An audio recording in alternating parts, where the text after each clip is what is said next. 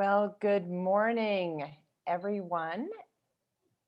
I hope everyone is staying warm out there. I know we have people joining from around the state, and I'm guessing we have colleagues in northern Minnesota who are experiencing a lot more cold than we have here in the cities. Yeah, my name is Ann Mavity, and I am the Executive Director of the Minnesota Housing Partnership. And I'd like to welcome everyone today to MHP's call on federal and state legislative updates.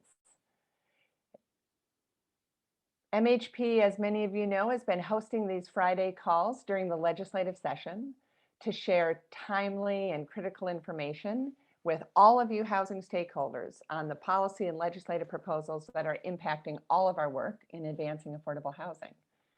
So I want to remind you on our call today that you can use the chat function as you wish, and we'll try to monitor that if you have questions for any of our speakers today. And we have a great speaker lineup today. There's a lot going on, both at the state and federal levels, with committee work that's begun in earnest. So we'll hop to that quickly here. Our speakers today include Minnesota Housing Commissioner Jennifer Ho. We also have the Senate Chair of the Senate Committee on Housing Policy and Finance, Senator Rich Draheim. And then today, later in the call, we'll take a bit of a deeper dive into manufactured housing and have Dave Anderson with All Parks Alliance for Change and Natividad Seefeld, who's the president of Park Plaza Cooperative.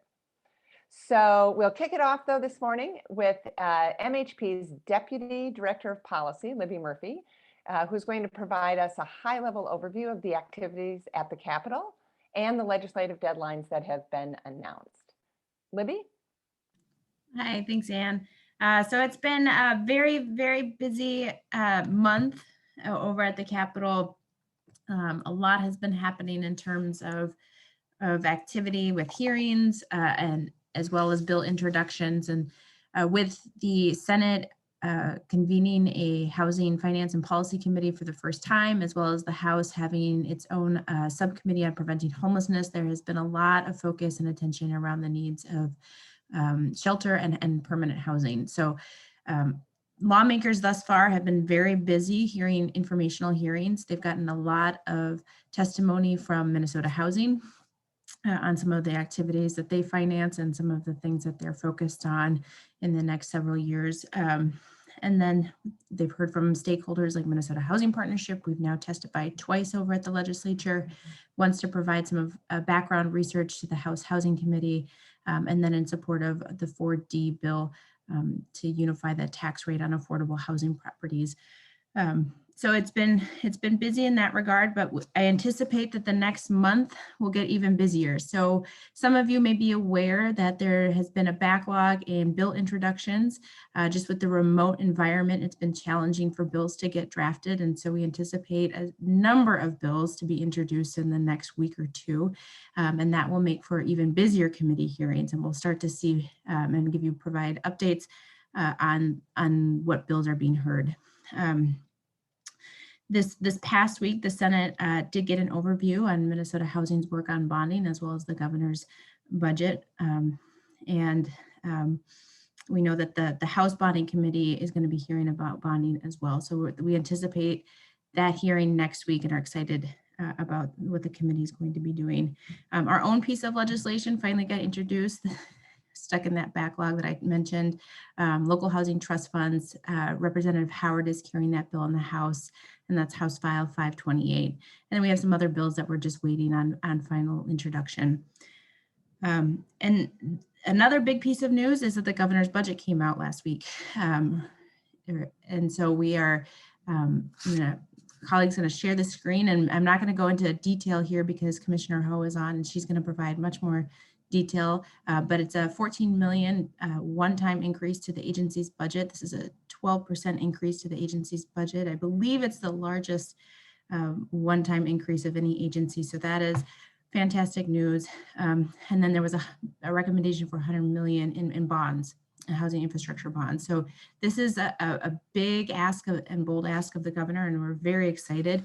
But I will say that This is subject to revision. We hope for a better economic outlook after the February forecast, after we could revise our budget outlook for the next biennium. So there's an opportunity that this could change, and these numbers hopefully could become base increases, so ongoing increases rather than one time, or we might see some additional one-time increases. And then we're also excited because the governor has included in his housing policy recommendations several important things to help renters, people access housing, as well as once they're in that housing to maintain housing. And we have been working on prohibiting source of income discrimination more closely. And so we're excited that that has been included in the governor's housing policy. So with that, I'm going to turn it over back to Ann to introduce our next speaker who can provide much more detailed updates on these. Great. Thank you so much, Libby. And I appreciate the detailed summaries as well. I have seen now, Commissioner Jennifer Ho needs very little introduction. I appreciate that you are returning to our call here to share your insights on the administration's budget proposal today. I've seen this now several times that you've done before several different committees. I will say that at the Minnesota Housing Board meeting, staff was almost giddy with excitement that there was this one-time increase. And so certainly in this environment, that is good news. We also know that we need to continue to push to scale those to the need that we know that's out there in the community. But with that, Jennifer, Commissioner Ho, do you want to talk about the administration's proposals and what you see moving forward here? Yeah, thanks, Ann. And I know there's like over 100 people out there. If folks are game to put their cameras on, I sure miss people. Yes, hi, Julie. I just miss people. Even though we would be climbing through the Carpenters Union parking lot at 0 degrees this morning, I'm sure it's still just, it was always fun to walk into this breakfast and just know that people who care about housing, we're all going to be there together, kind of getting revved up for the work that we have to do at the Capitol. So thanks for flipping some screens on. It's so much easier than just kind of talking to a couple heads. And Ann, thank you and your team for all the work that you do and for having me here.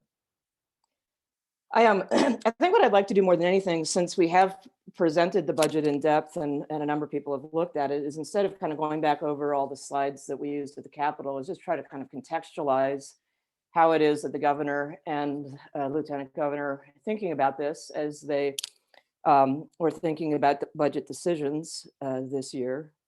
You know, we're calling this the COVID-19 recovery budget. I think really, I mean, as we take a look at the conversations that are going on in Washington, D.C., you know, the conversations that are going on here, yeah, I think it's just really important to understand that we've got to make some important investments in order to come back from the pandemic in a better place than where it left us and even where it was before it happened. So I think that having the governor's budget proposal, you know, add to the housing programs, you know, if only one time, still in housing, we're able to use one-time funding, you know, especially around capital investments, you know, pretty easily. And so being able to do that and being able to demonstrate the fact that our housing needs are broad, that they vary by geography, that they incorporate everything from homelessness to home ownership, you know, is really important. And so you'll see in the line items where there are increases, you know, that it covers everything from increasing housing stability, building more homes, strengthening home ownership, preserving housing. You know, those are all areas that are just really important and true. You know, nothing that we do in housing has ever been sized to need. And yeah, that's just the reality of the fact that we handle government investments kind of on these lotteries and, you know, just in odd ways, because it's never been viewed as an entitlement, despite the fact that we all know that it's hard to get anything else in life right if you don't have a home, if you don't have housing stability, if you don't have a home that you can afford. So, you know, one of the things that's really struck me, I guess, we have been up at the Capitol, as it were. Welcome to my home office. We have been up at the Capitol a lot this year. We have new committee members. I think the fact that there's a Senate committee on housing is a sign of how housing has really been raised to a high priority issue in both chambers. The fact that there's a homelessness prevention committee in the House, but the fact that the Interagency Council on Homelessness has been testifying in both the House and the Senate to help folks understand that important work. Hi, Eric's son. It's just so much fun to see kids and pets. Anyways, it's just, it's really important. I think for folks who are housers, one of the things that we so take for granted that we've kind of lost from our narrative is the cost of what happens when we don't get housing right. And, for folks who worked in supportive housing, we proved decades ago that you get better return on investment in supportive housing than you do for people being homeless.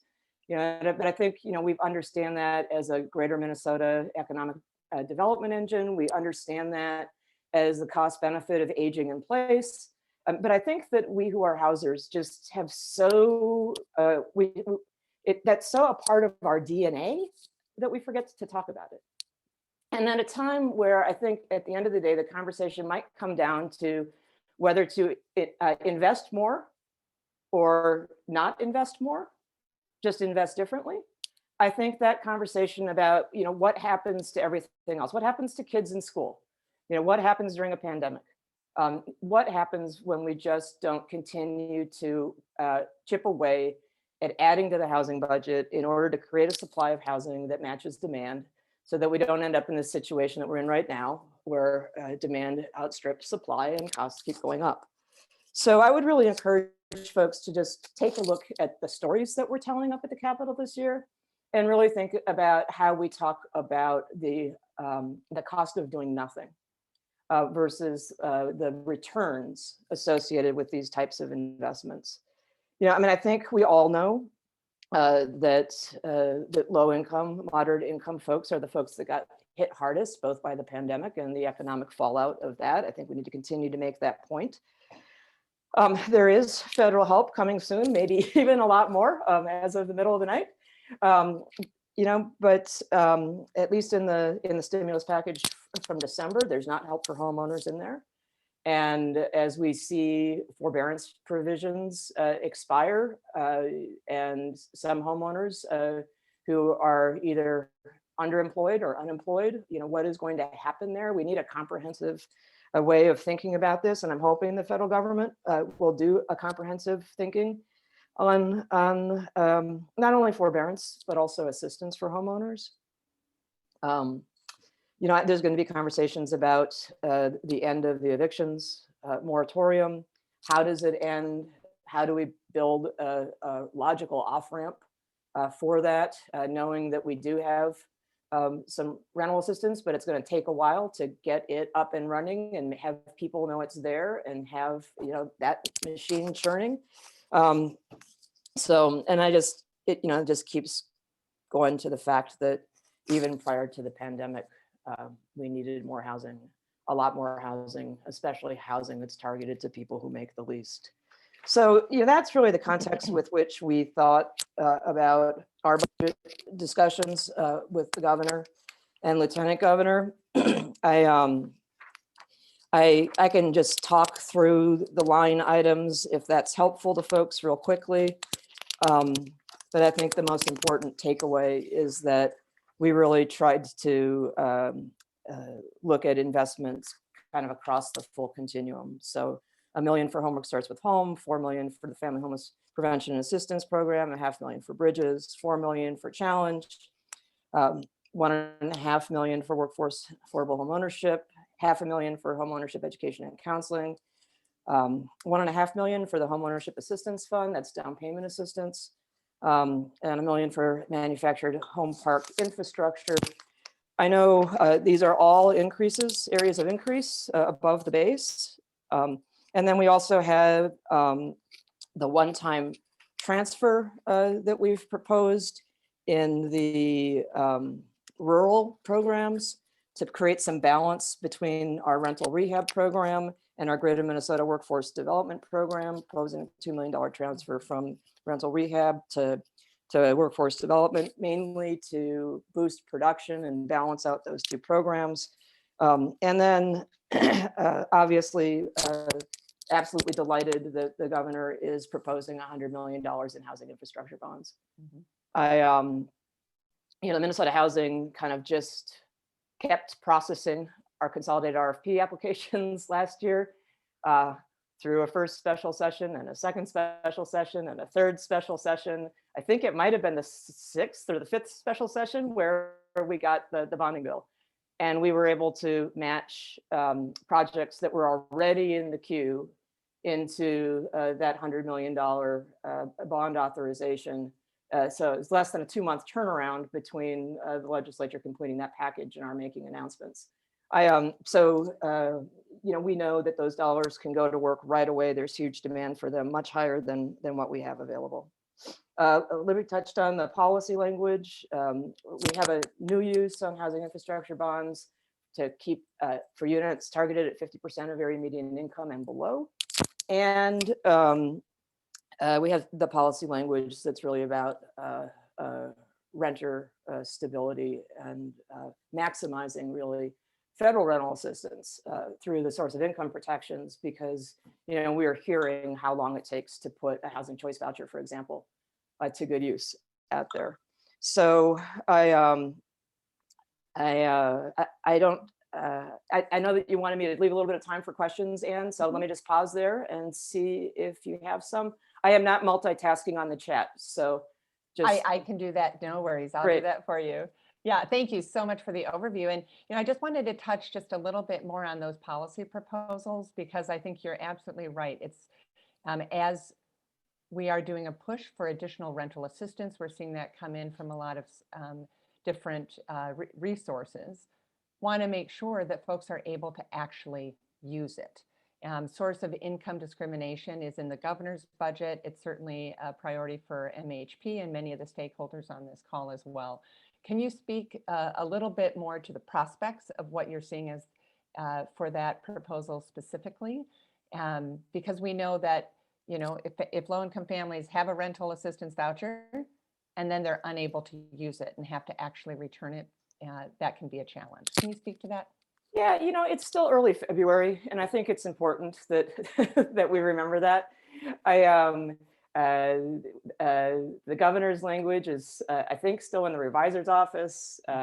We haven't been able to have a conversation really about how it's going to be received in the Senate. Yeah, I will say I am really excited that Senator Draheim is chairing the new Senate Housing Policy and Finance Committee. Folks know that he was on Governor Dayton's Affordable Housing Task Force. He's spent a lot of time over the last couple of years trying to educate his colleagues about the importance of housing. He and I have talked about just that housing really needs to be a bipartisan issue, and we share a lot of the same priorities around homeownership gap, homelessness, things like that. So, yeah, I'm just really hopeful that we'll be able to have a good conversation. Everybody is saying they want a strong off-ramp, a good, a rational off-ramp to the evictions moratorium. And we know it's going to end sometime. We don't know how it's going to end. We don't know when it's going to end, but we know it's going to end sometime. So just using this as a moment to build that. But it's a little early in the session to be able to bet on prospects. Ask me in the middle of May. We will. So let me tie that back to, there's also a lot going on, as you've noted, at the federal level. Mm-hmm. And certainly what we saw with the $100 million in the CHAT program for housing assistance, which was fully deployed last year. It's still being deployed. It was fully asked for. We haven't finished claims yet. So for anybody who's helping us finish processing claims, thank you. Thank you. Thank you. I know this has been hard. Please thank your staff. Mm-hmm. It's been really hard, but it's done so much good for Minnesotans. So thank you. And we know that has ended as of December 7th. So those families are waiting. And frankly, even the administrators, MHP is hearing, are getting hundreds of calls from families every day wondering when the next $375 million, which is allocated to Minnesota, when that becomes available. I know you guys are sprinting to try to set that up. What can you tell folks in terms of what you're envisioning, what that timeline is, so that these desperate families have some clarity on what they can expect. Well, I don't know if folks noticed, but in the meantime, there's also been a change of president, a new Treasury Secretary, and a filling in of chairs. We have indication from the Treasury that they're going to issue new guidance. So we're actually hoping that they might reverse some guidance from the previous administration that really kind of creates some burdensome documentation requirements for applicants. So I guess what I would say is I can't implement anything that doesn't have final Treasury guidance. So even though we are working on what the front end, the back end, and the kind of human touch side of this looks like, there's some real technical things around what does the application need to say, and being able to get all that put into place. What is that whole application system, uploading of documents, stuff like that? What does that need to look like? So I feel like we have to just, give Secretary Yellen and her team, I love saying her with the Secretary of the Treasury, Secretary Yellen and her team, the opportunity to just see if they want to overturn or go in a different direction. And they've indicated that they have. I understand that my team is like hitting refresh every 5 minutes to see if we've got the new guidance out and what it says. And then we've got this new Biden stimulus that is in negotiations right now. And I don't want to speculate as to that because the December stimulus changed dramatically between Friday night and Monday morning. But I think that there's a lot coming at us from the feds. My message to households that are hurting out there is the new money isn't up and running yet, but we are working as fast and as wisely as we can. There's so much that we learned from the COVID-19 Housing Assistance Program that we're trying to integrate into how we stand up the new program. But then some of what we would have done based on what we learned, their initial Treasury guidance told us to actually go in the other direction. So, we just have to do this. We're having another conversation this afternoon with the 7 local jurisdictions who received their own money. We're really advocating that we do this together so that we're not running 8 different programs. We're also in dialogue with the tribes who received their own allocations. So we're just in that moment where help is on the way. It's not up and running. We are putting together a comprehensive marketing strategy so that we can not only use our stakeholder networks, but we can get to the media, we can get to communities that are sometimes least likely to hear things through regular outlets because English isn't their first language, because they don't have the internet. We're really trying to think broadly about how we roll this thing out. But I'd say weeks, not months. Just given, we gotta wait and see how quickly the Treasury guidance comes out. I'd say, at this point in time, aiming for early March, but a lot of it really depends on what we see from the Treasury and whether it throws us a big curveball. So Well, I appreciate. There's a lot of unknowns, and then there's a lot that we're doing. So I think it's kind of both of those things at the same time. I appreciate your insights into that. I know we're a little over time to get to our other speakers. I'll note that MHP also has been working with other advocates to talk to the members of Congress about this Treasury's ruling on and trying to make sure that will help facilitate the use of these funds. So thank you for this. We'll probably need you back here. There's so much more to talk about. Happy to come back. And I want to start. Thanks, folks, for turning your cameras on. It just really does enrich this. So thank you so much for doing that. And thanks for all your fight at the Capitol. Let's go big so everyone can go home. All right. Thank you so much, Commissioner. We appreciate it. With that, I'm going to pass this back to Libby for a conversation with Senator Draheim. Thanks, Ann. We're excited to have Senator Draheim on with us today. He's the chair of the Senate Housing, Finance, and Policy Committee. He's played an active role in a number of affordable housing conversations for his first term in the Senate. And so we're excited that he's in that leadership position. And I believe he was an advocate for establishing that committee over in the Senate. He also serves on the Commission on Housing Affordability. at the legislature. And as a note too, he was on the Governor Dayton's 2018 Housing Task Force. So we're excited for him to be with us this morning. And so Senator Draheim, I'm going to turn it over to you to introduce yourself and talk a little bit about your priorities before turning it to questions. And as a reminder, please put any questions you have for Senator Draheim in the chat feature, and I'll be monitoring that. Thank you, Libby, and thank you all for attending and taking some time off on this cold morning. This morning, I'm looking out my office window here. The snow is blowing pretty good. So, like Libby said, I am the chair in the Senate of the Housing Committee, and it's something that I've really pushed hard for in the Senate. Is more attention to housing.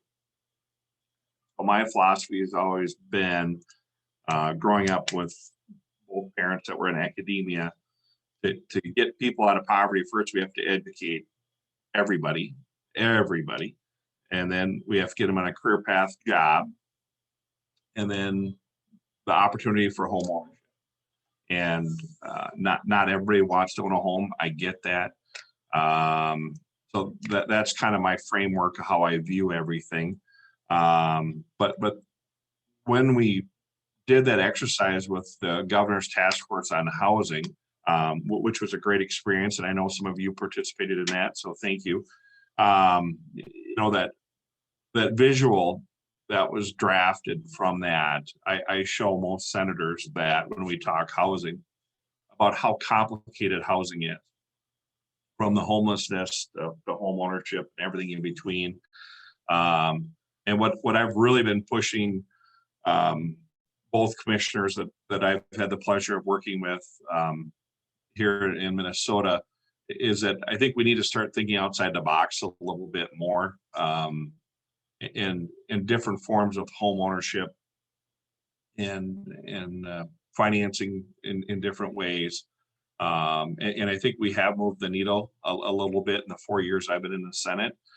You know, my priorities for this year, in no particular order, I have written on my blackboard or whiteboard in my office in St. Paul.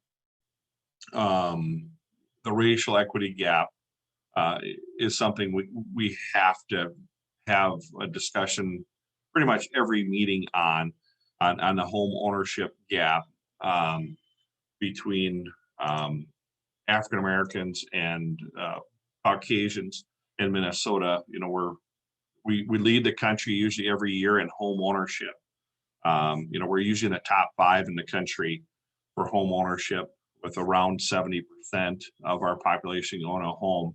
But when we break it out by subcategory, which I hate to do, but it is important to look at, we're always in the bottom of the states there.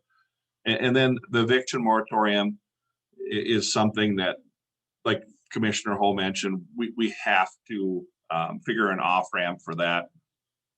And there are some people taking advantage of that eviction moratorium.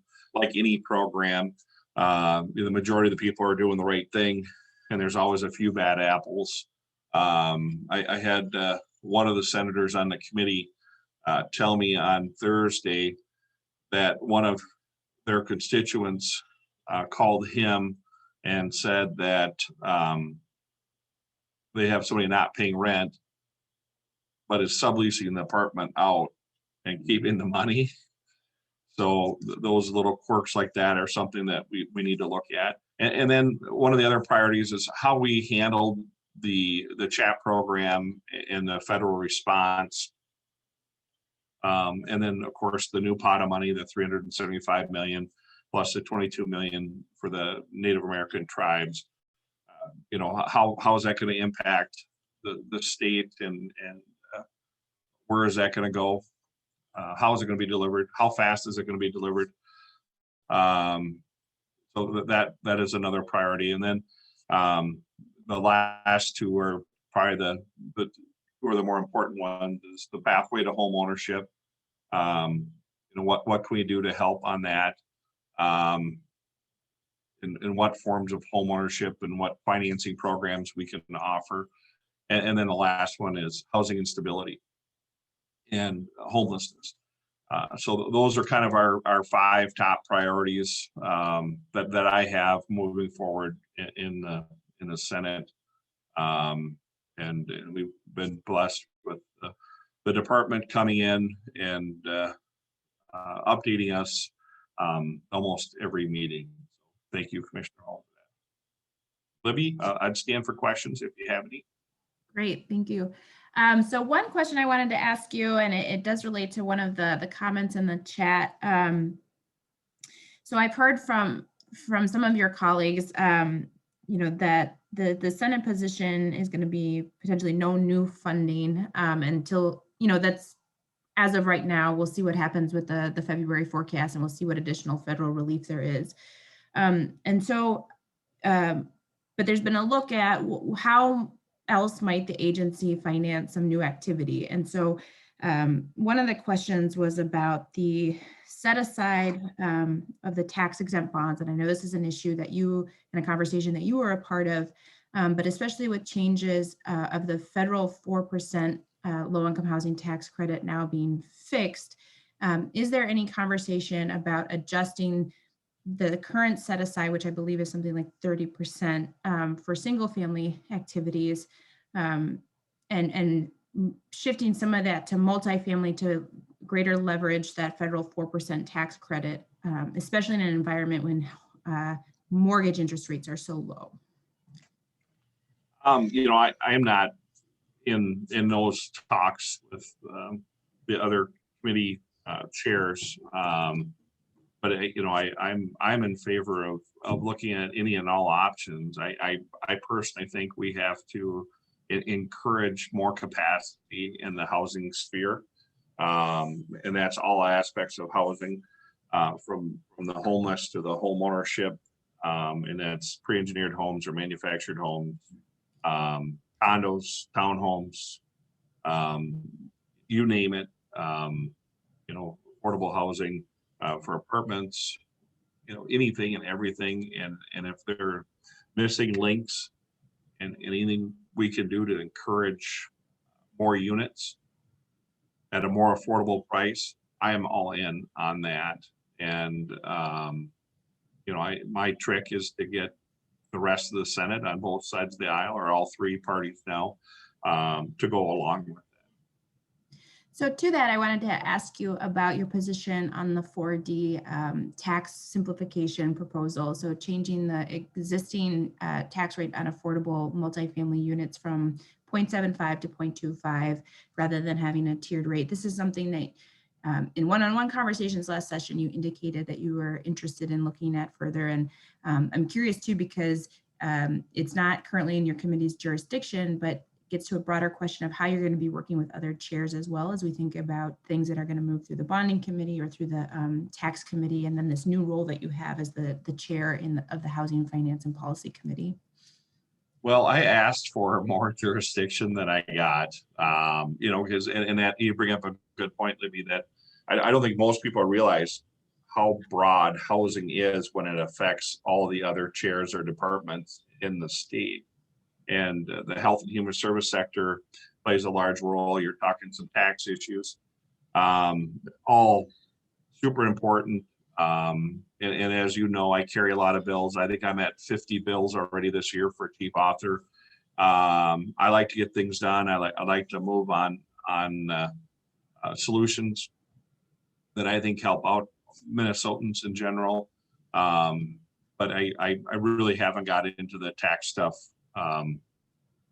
with the new chair of the tax committee, and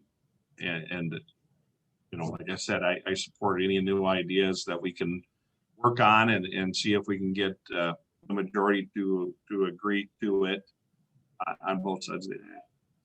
Well, I think I'm going to ask you one more question, I think, and I want to just thank former State Representative Dan Fabian for being on the call with us. It's exciting that you're still engaging with us on affordable housing and general housing issues. And his question is, what is your plan? And this is for both the commissioner. I don't know if she is still on, it looks like. What is your plan for addressing market rate workforce housing, which she's identifying as one of the greatest needs in many parts of rural Minnesota? Thank you, Libby, and thanks, Dan, for the question. That is one issue, probably one of the number one issues I hear out in and around rural Minnesota when I travel, which I travel extensively throughout all of Minnesota. And when I talk to fellow business owners, they're in the smaller towns, they have a hard time attracting people. And when they do get people interested in coming to their community to work for their business, there's no housing to bring in the family. And that's one piece of the puzzle.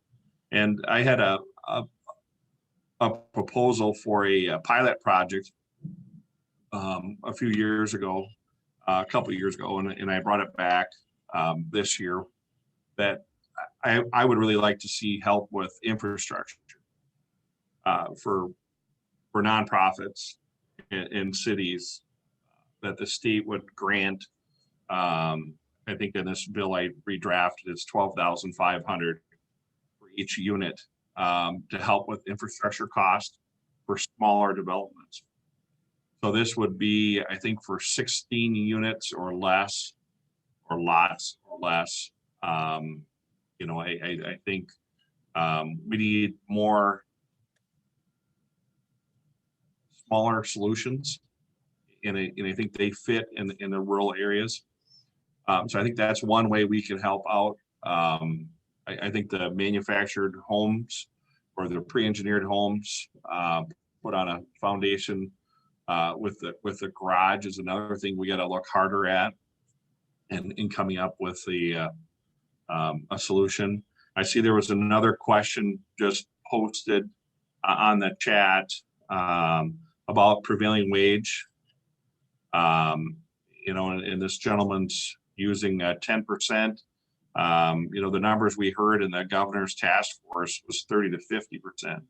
And I know I've had calls from a lot of nonprofits all over the state that have had to cancel projects because of the prevailing wage interpretation in the last couple of years.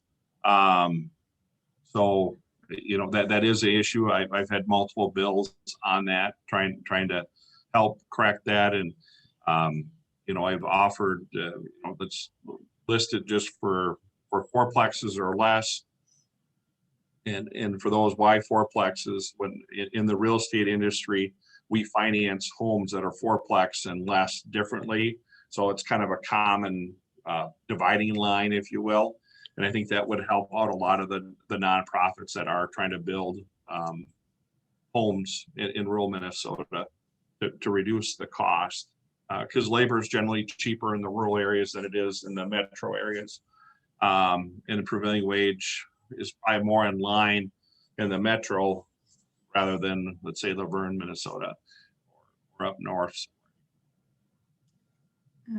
Well, I want to thank you so much, Senator Draheim, for taking the time to be with us this morning. And I hope this series is going to be running all legislative session, and with your role as the chair, I hope we can get you to come back and give us some timely updates as things progress and we have a better understanding of where you think there'll be consensus between your committee and Representative Hausman's committee in the House.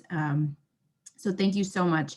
And folks, I don't know if Senator Draheim is planning on being on, but if you have questions, feel free to enter them into the chat. And I will also, if he isn't able to respond via the chat, I can send him the chat so that he'll have those comments and those questions as well. And same for, for questions for Jennifer Ho as well.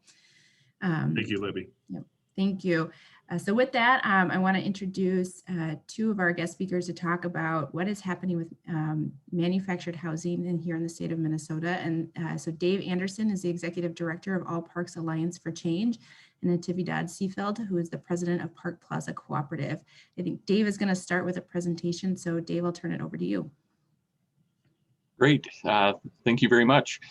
So again, Dave Anderson, and we're the state in APAC. All Parks Alliance for Change is the statewide association for manufactured homeowners. Next, please. Just as people may be aware, manufactured housing does have an ability to play a pretty significant part in providing affordable housing, and does throughout the state. That manufactured home park communities are in all but 2 counties, including 400 cities. There are about 915 licensed parks split between Greater Minnesota and the Twin Cities, 180,000 people living in about 48,000 households. Next, please. And at very significant levels of affordability, the cost to manufacture a manufactured home is half the cost per square foot of a site-built home, and the average statewide rents for park lot rent is half of what it is average statewide for a 2-bedroom apartment.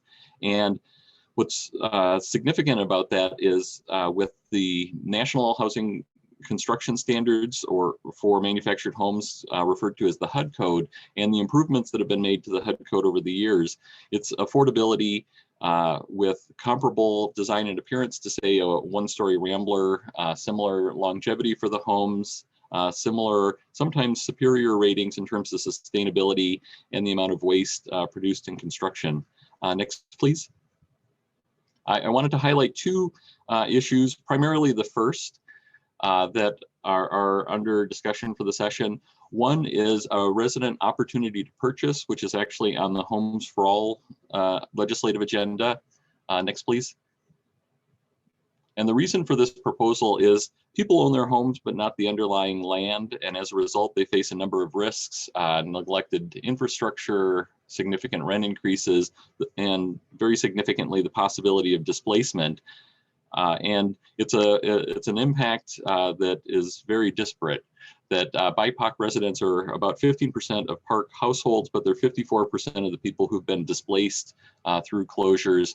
There is a manufactured home relocation trust fund that provides benefits to move or replace a home, but that can only play a part in responding to this risk of displacement because there are low vacancy rates in existing parks, and there aren't new parks being produced. Next, please. So Minnesota is currently one of 19 states that either requires or encourages park owners to sell their communities to the homeowners when they're ready to sell. Currently, though, there's only what's referred to as a right of first refusal that provides 45 days to match a developer's offer if the sale is for redevelopment. And unfortunately, it doesn't do anything to address the other issues I was talking about in terms of how the property is managed or whether it is continuing to remain affordable over time. Next, please. So there is a proposal to establish an opportunity to purchase. What that means is a 60-day advance notice of an intended park sale. If 51% of the resident households are interested in submitting an offer, then it would be something that the park owner could examine to see if it's an acceptable offer. It's not something that they're required to agree to, but it provides the residents with that opportunity. And it's a proposal that has been introduced in the House. It's House File 112, being authored by Representative Bernardi, and we're working with Senator Curran to introduce it in the Senate as well. Next, please. The other issue is related to rent stabilization. And the image I included in the slides is an example of just how significant this issue has become in other parts of the country, particularly in California, where, as you can see from this image, some communities out there are facing rent increases that are 100% of CPI. Next, please. In the case of what we're dealing with in Minnesota, the reason for the proposal is that residents are very much captive tenants, that the homes are not an easily movable piece of property, that there's significant cost associated with that. It can cost $10,000, $20,000 to move a home, sometimes more than that. And without new communities being created, with limited vacancies, and with policies that many communities have on blocking older homes being moved in, it really demonstrates how captive you are if you own a home and rent land from another party. Next, please.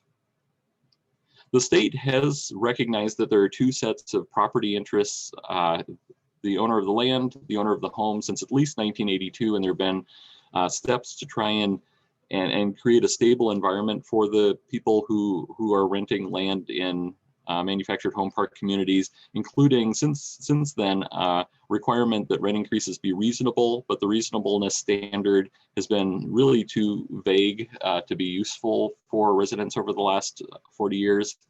Next, please.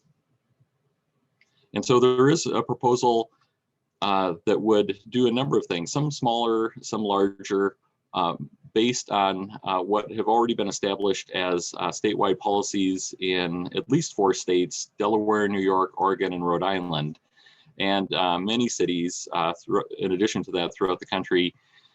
So it would be to provide 5 years of rent history, where before you move a home in and start renting land, you'd have an idea of what the rents levels are like over time. Currently, I know it seems a bit strange, but currently a community operator is allowed to raise rents twice a year. This would be to limit it to once a year to make rent increases more predictable. And overall, to look for some justification and stability in the rent levels, either to have them related to the CPI or specific identifiable investments in the community, or at least matching comparable rent levels at other communities. And that's the information I was going to share. And I know that Natividad was going to talk more specifically about the opportunity to purchase or OTP proposal.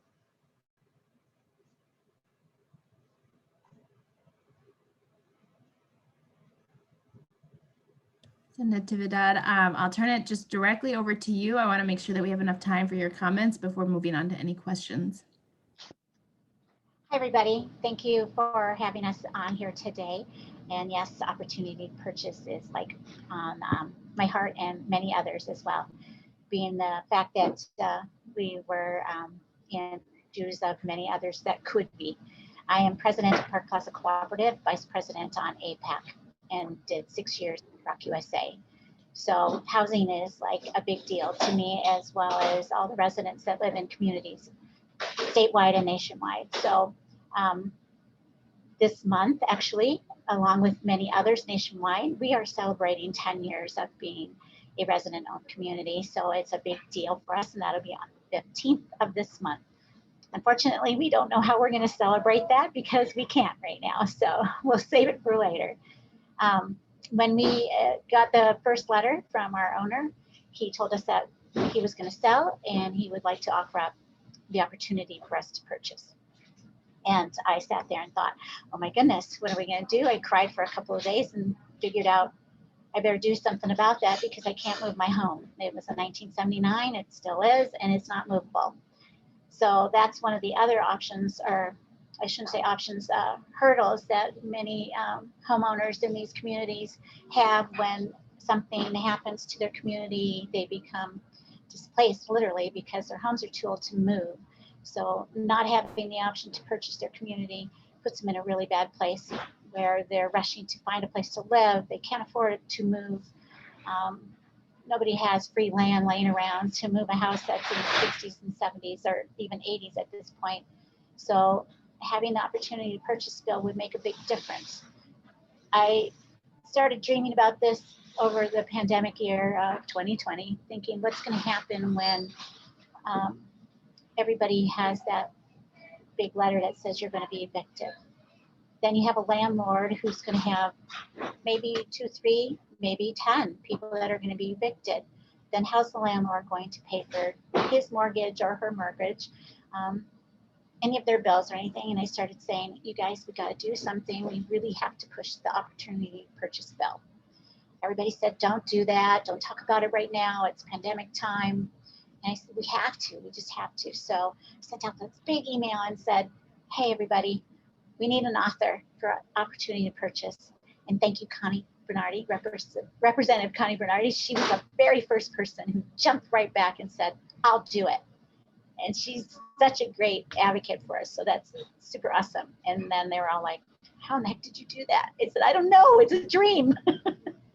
So I'm just like thinking, what's going to happen to us when it becomes eviction time? Even us as a cooperative, we still have to worry about that too. And You know, some of the people that could be on the list are my neighbors or my best friends and, you know, and relatives. You just don't even know. So this is really huge for many. I can't even fathom what's going to happen when the moratorium ends. Can't stress it enough. I didn't even realize that I lived in my community so long until I started doing the numbers. I've been in there since 1984. What would have happened if our owner didn't give us that chance to marry our land to our homes and make sure we weren't going to go anywhere? I want that to happen to everybody in our state. And Senator Draheim, thank you so much for thinking about putting a garage in a manufactured home community. I would love one. I pay for storage, and we can't have carports anymore. It's just crazy, right? So I don't even know. I can't tell this story over and over enough to say how thankful we are, you know. And our same owner actually owned Lowry Grove, and he did not give them the opportunity to purchase at all. And so many families were displaced. They had 2 suicides during that process. So just think about, you know, so many people who had lived in one community for so many years, and there's no possibility for them to move into a house or an apartment that costs $1,000 a month to start. We just can't afford to do that. I make decent money, but I couldn't afford it. So I don't know. I think the more we talk about this and the more we hear about it, the more I'm begging everybody to please think about what's important to so many people of every color you can imagine, from every aspects of life, all ages, single moms, single dads. I have a single dad in our community for the first time, and it's just amazing struggles that they're going through just to stay in their homes and stuff right now with the pandemic and job loss and times cut. So please think about the opportunity to purchase a bill and how important it's going to be for so many. You know, we've done a lot in the past with APEC and North Country Foundation, all of our state representatives and senators to get so many bills passed. And for the first time this year, our cooperative is actually getting a rent credit. So, you know, it can happen. So that's my story. I don't want to keep telling the same story over and over. I just want to beg instead, if that's okay. And thank you, Libby and Ann, for having us on here. You know, thank you so much for sharing your story. And I want to just recognize that there was a question in the chat about the NIMBYism that manufactured home parks face, and Dave did answer that. And I want to make sure that we turn it over to my colleague Elizabeth to give a brief federal update, but I encourage Commissioner Ho and Senator Draheim, who look like they're still on the call, to answer the question from Carrie Johnson about what do you see as the opportunity for the opportunity to purchase bill this session. We heard such great information on the call today, and it would be great to hear your thoughts on whether or not you think that's something that is going to move forward. And so thank you to all of our guests. I'm going to turn it over to Elizabeth. There is some exciting stuff happening at the federal level. So Elizabeth. Thank you so much, Libby. And my name is Elizabeth Glidden. I'm the Deputy Executive Director and Director of Policy at Minnesota Housing Partnership. I know we're at the end of our time, so I'll keep things as brief as I am able, and maybe just focus on what is happening very immediately, even though our attention is also turned to the long term. So Commissioner Ho gave some important information about concerns regarding the Emergency Rental Assistance Program. The concern is not, of course, that Congress has approved this program, which is sorely needed. The concern is with the guidance that is needed to ensure that the program reaches those it is intended to reach. So Just a couple reminders that this program has some features that are different from the program that Minnesota had approved through our own funds that had been in the CHAP program. This program is focused on assistance to renters for rent and utilities. It allows more extensive back looks for arrears to deal with really damaging bills that will harm people's credit for years to come and their ability to pay other bills. And it allows a future rent payments to be applied for, which is a really critical feature that you can apply and be able to cover your future rent up to 3 months. So on January 25th, Minnesota Housing Partnership, with extremely quick notice, signed a letter that we sent to our 2 senators asking for their help in reaching out to Treasury to correct some of the challenges with this program. We repeated some of the guidance that has been provided by the National Low-Income Housing Coalition, which has been very active on this point. A couple things about some of the issues that we were identifying, which is that Treasury guidance to date created tremendous red tape, which would prevent the program from being utilized. Many programs utilize self-certification. That was not allowed clearly, and other income challenges and requirements that would make it very difficult for both landlords and renters to be able to utilize the program. Another feature, there are several that are problematic. Another feature that is concerning is that the program says that it would be directed to those with lower income, but provides no guidance on how states should implement that program so as to reach that certain population as a priority. We, as of January 29th, Treasury has posted on their website that they will have updated guidance. So you can see how this is concerning to Commissioner Ho and others, that guidance is coming. Still, as of today, no additional guidance has been provided. During this call, I contacted Senator Smith's staff to see, is there any update that they could provide? We really have desperation happening. And we were told that they are frustrated as well, that that guidance has not come.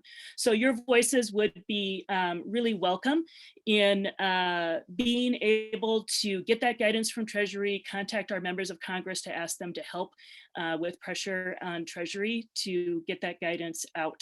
And one last reminder is that this is a program that must be spent by December 31st. So that is a shortly closing window to get that money out the door. Finally, we are also working on the next COVID relief package, as Senator Ho also mentioned. Just last night, the Senate approved a budget resolution for 1.9 trillion, which matches the House resolution. And this is a number that matches the Biden proposal for COVID relief. Whether or not the elements in the Biden proposal come into the final bill, this is what is in negotiation right now. So this is a time to be reaching out to members of Congress with a specific ask. Please address housing needs in the COVID relief bill. Please address our need for continued rent relief in the COVID bill. So I will leave with that. We are 2 minutes to the end of our call, and I'll turn it to Ann for closing remarks. Yes, and I'll just note a couple questions, Elizabeth. Eric Myers had asked whether there needed to be anything appropriated by the Minnesota legislature. I think the answer is no. Can you confirm that in the chat?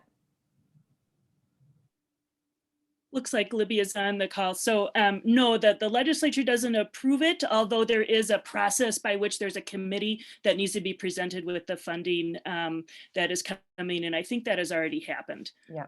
And as Carrie Johnson has also noted, that home ownership is not covered, and that is something that we want to make sure continues to get attention as well. So we covered a lot of information today in a quick amount of time. I really, really appreciate all of our speakers today. Very informative and generous with their time as well. So thank you to all of you. Our next call will be in 2 weeks on Friday, February 19th. Put it on your calendar and look in your email for the link and the sign up. And do remember to share these invitations with your colleagues as well. We want to make sure to get this information out. The more folks we have speaking and talking about housing and speaking with their elected officials, the more progress we'll make in solving this very challenging issue. Thank you for all the work all of you do, and we'll see you in 2 weeks.